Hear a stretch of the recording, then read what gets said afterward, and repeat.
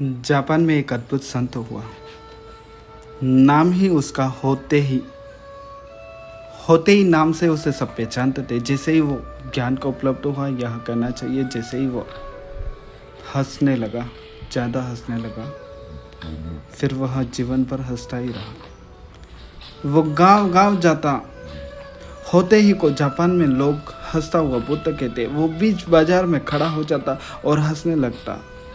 फिर उसका नाम दूर दूर तक फैल गया। लोग उसकी प्रतीक्षा करते कि होते ही हो तो वो कब आएगा। उसका कोई और उपदेश न था, बस इस बीच बाजार में खड़े होकर हंसता था।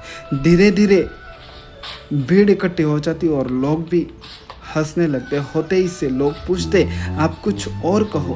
वो कहता, और क्या कहे, नाहक रो रहे हो, कोई हंसने वाला चाहिए जो तुम्हें हंसा दे।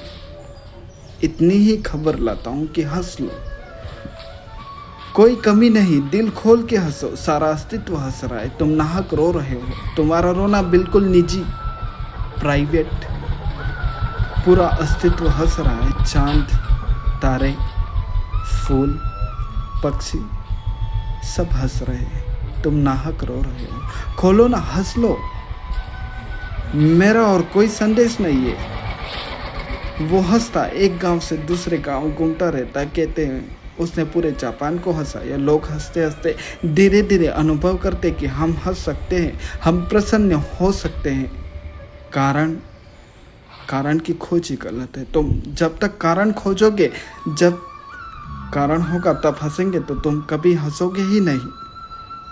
तुमने अगर सोचा कि कारण होगा तब अर्जी होगी, तो तुम कभी सुखी न होंगे। कारण खोजने वाला और दुखी होता जाता।